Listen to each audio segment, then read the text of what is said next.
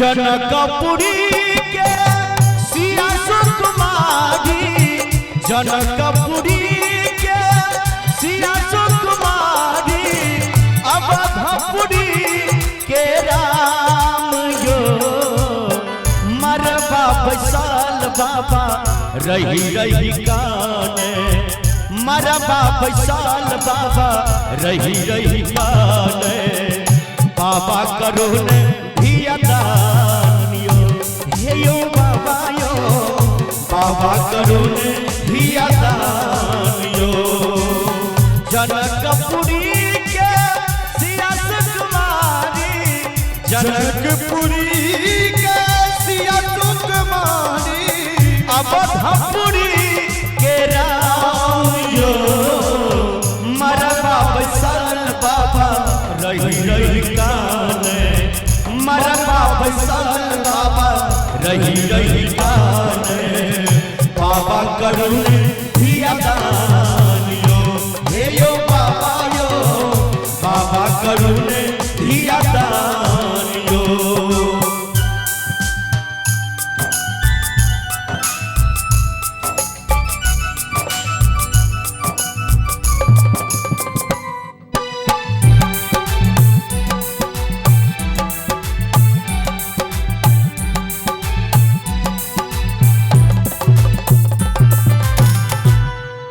और बड़ा सुंदर भाव कवि के, जही धिया लागी बाबा मरबा बनावल, जही धिया लागी बाबा मरबा बनायल, जही धिया लागी बाबा मरबा बनावल।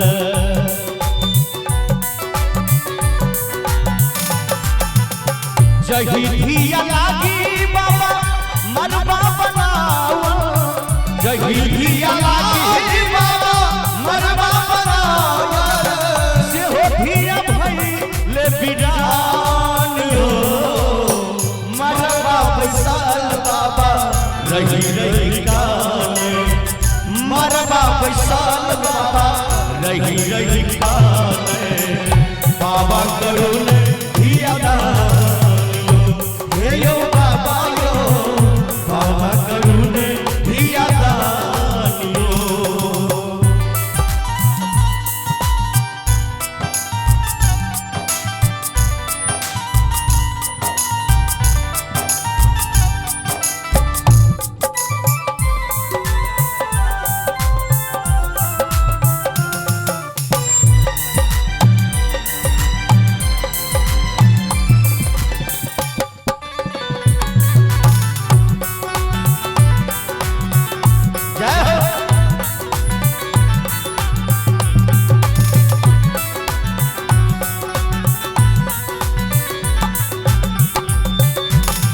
जही धिया लागी बाबा पोखरी खुनावल,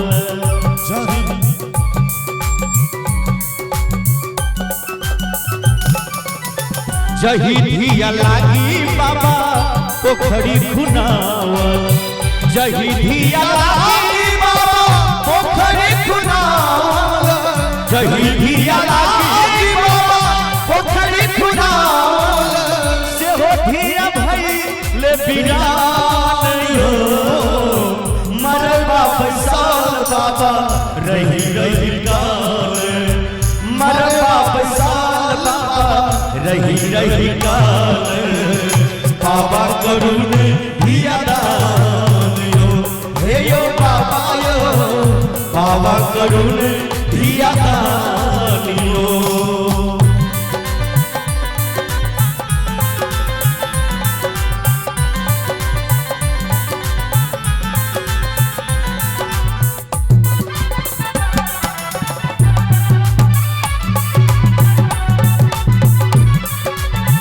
वाह मानिस भैया।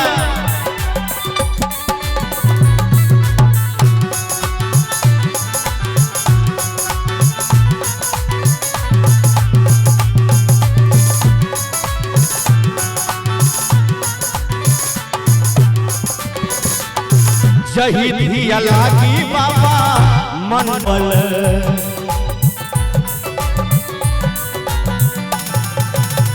जही धिया लागी बाबा मंडप बनावल जही लागी बाबा मंडप बनावल जही धिया लागी बाबा मंडप बनावल से हो धिया भइले बिरान यो